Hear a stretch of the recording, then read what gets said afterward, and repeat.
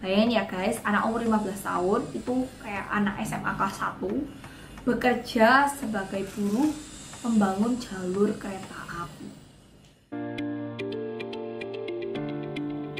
Halo semuanya, ketemu lagi di Surya Sakti Elektrik. Thank you banget udah klik video ini. Dan untuk kalian yang belum subscribe nih, jangan lupa untuk subscribe channel kami Surya Sakti Elektrik untuk inspirasi lampu hias terbaru dari kami. Dan please like video ini guys. Thank you. Di video kali ini nih, aku mau cerita sama kalian kisah hidup inspiratif dari penemu yang sangat berjasa di dunia lampu dan kelistrikan.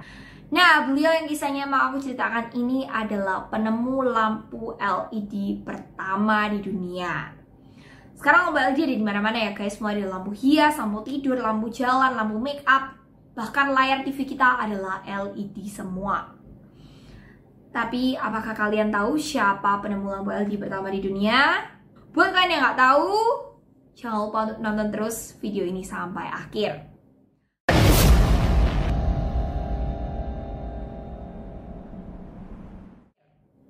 Penemu lampu LED pertama di dunia adalah Nick Holoniak. Pak Nick Holoniak ini mendapatkan kesuksesannya itu dengan cara yang nggak mudah.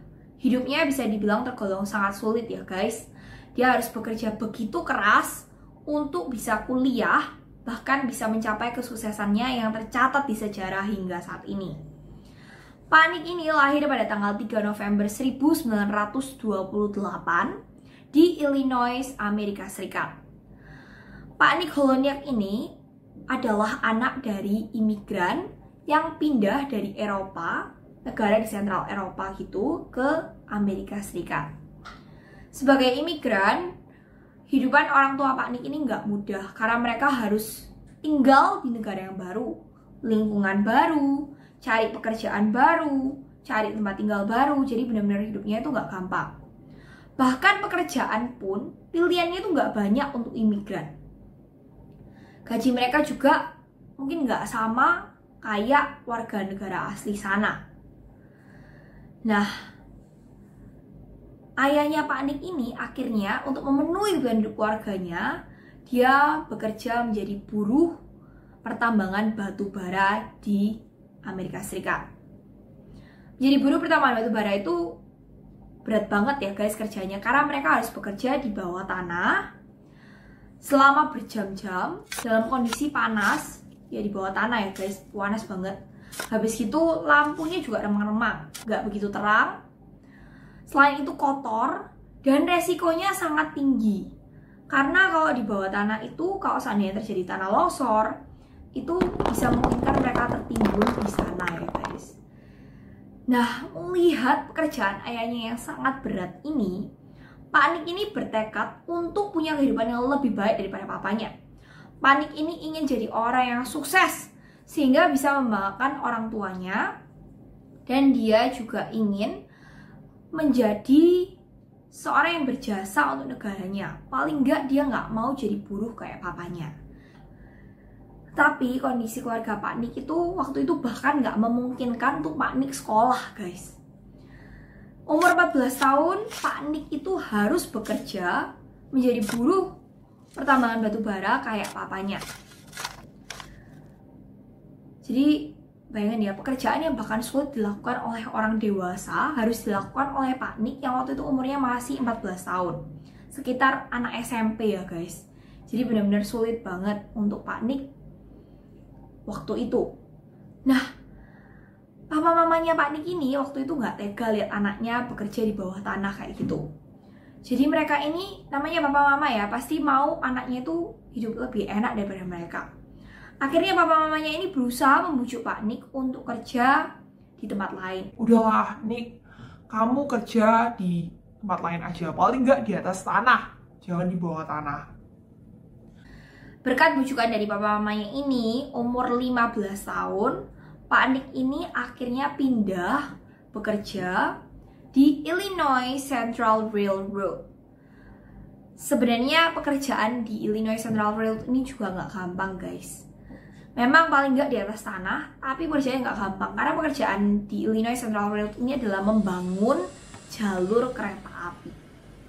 Bayangin ya guys, anak umur 15 tahun itu kayak anak SMA kelas 1 bekerja sebagai buruh membangun jalur kereta api. Bahkan katanya saking beratnya pekerjaan saat itu umur 15 tahun, sampai hari ini Pak Nick itu masih sakit-sakitan berkat after effect dari pekerjaan itu. Selama dia bekerja di Illinois Central Railroad ini, Pak Nick ini tetap mengumpulkan uang untuk biaya dia kuliah nantinya. Jadi walaupun kondisi keluarganya kayaknya nggak mungkin tuh dia kuliah, Pak Nick nggak menyerah dan bahkan dia mengumpulkan uang untuk kuliah nanti. Jadi dia ini benar-benar pantang menyerah, pekerja keras banget. Dan akhirnya setelah Perang Dunia Kedua, kesempatan untuk Pak Nick ini datang ya guys. Jadi setelah Perang Dunia Kedua berakhir, keluarlah yang namanya GI Bill. GI Bill ini guys, itu kayak program pemerintah untuk memberikan keuntungan bagi prajurit yang pulang perang. Nah, jadi mereka ini memperluas jaringan universitas yang ada di Amerika Serikat supaya bisa mencapai daerah kampung atau daerah kecil di Amerika untuk menjangkau prajurit-prajurit yang baru saja pulang dari perang. Nah, Pak Nick ini nggak melewatkan kesempatan ini. Begitu ada GI Bill ini, dia langsung daftar di universitas yang tadi diperluas jangkauannya oleh pemerintah di daerah tempat tinggalnya itu. Nah, kemudian Pak Nick ini karena memang udah dari awal terpengaruh sama papanya, suka banget dunia mesin, dia mendaftar di jurusan Electrical Engineering. Tahun 1947, Pak Nick pindah ke kampus utama Universitas Illinois. Dan tahun 1950, Pak Nick berhasil mendapatkan gelar S1-nya. Gak cuma dapat gelar S1, Pak Nick itu ternyata adalah murid pertama dari John Bardeen yang berhasil lulus. John Bardeen itu adalah pemenang Nobel Prize 2 kali ya guys, waktu itu. Jadi dia itu termasuk profesor yang top di dunia electrical engineering pada masa itu. Gak cukup di S1, Pak Nick ini belajar lagi dan berhasil mendapatkan gelar S2 tahun 1951 dan S3 tahun 1954. Jadi dari yang awalnya kayak bahkan untuk sekolah aja kondisi keluarganya nggak memungkinkan, berkat kerja kerasnya di masa yang sangat muda, bahkan dia harus bekerja selama 30 jam secara terus menerus untuk biaya kuliahnya di Illinois Central Railroad. Pak Nick ini berhasil mencapai gelar sampai S3. Setelah lulus dari S3-nya ini, Pak Nick ini kemudian bekerja di Bell Telephone Laboratories, yaitu perusahaan yang didirikan oleh Alexander Graham Bell, penemu telepon pertama di dunia. Perusahaan yang cukup besar ya guys, sebagai peneliti. Walaupun dia udah termasuk punya pekerjaan yang stabil, tahun 1955 sampai 1957, Pak Nick ini melayani negara, dia masuk militer. Keluar dari militer, tahun 1957, Pak Nick mulai bekerja di General Electric. GE ya guys, sekarang banyak tuh yang buat mobil-mobil itu ya, GE kalau kalian tahu. Itu adalah perusahaan yang didirikan oleh Thomas Alva Edison. Jadi termasuk perusahaan besarnya Amerika hingga saat ini. Nah, di GE ini Pak Nick Holoniak banyak menemukan penemuan-penemuan baru. Salah satunya dia menemukan lampu LED pertama di dunia. Tepatnya dia menemukan lampu LED pertama di dunia pada tanggal 9 Oktober 1962. Nah, kenapa lampu LED disebut lampu terobosan terbaru saat itu? Karena lampu LED itu bisa mengeluarkan cahaya warna merah yang terlihat jelas, bukan infrared, tanpa perlu memanasi atau membakar suatu material tertentu, seperti kalau kita nyalain lampu pijar guys pada saat itu. Jadi ini benar-benar terobosan terbaru di dunia lampu atau electrical engineering. Berkat penemuannya ini, Pak Nick itu dapat gelar banyak banget.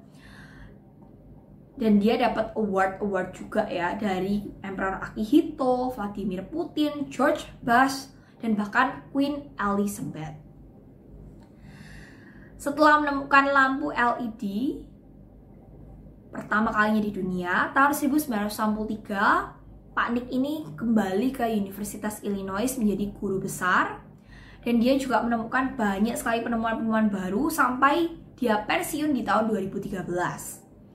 Penemuannya di luar lampu LED yang juga sangat terkenal dan sangat dipakai hingga saat ini itu adalah quantum well lasers ya guys. Nah, quantum well lasers ini dipakai untuk mengembangkan internet, fiber optics, CD, DVD, bahkan alat-alat operasi kesehatan. Jadi penemuan Pak Nick ini nggak cuma lampu LED aja yang sampai hari ini terus dipakai orang, tapi juga ada quantum well lasers, kemudian juga ada switch dimmer, dan masih banyak penemuan-penemuan lainnya. Nah, aku harap kisah Pak Nick Holoniak ini bisa bermanfaat dan juga menginspirasi kita semua. Karena dari awal yang hanya anak dari buruh pertambangan batubara, Pak Nick dengan usaha kerja kerasnya, akhirnya dia berhasil sukses kuliah sampai S3, bahkan namanya tercatat di sejarah sebagai penemu lampu LED pertama di dunia.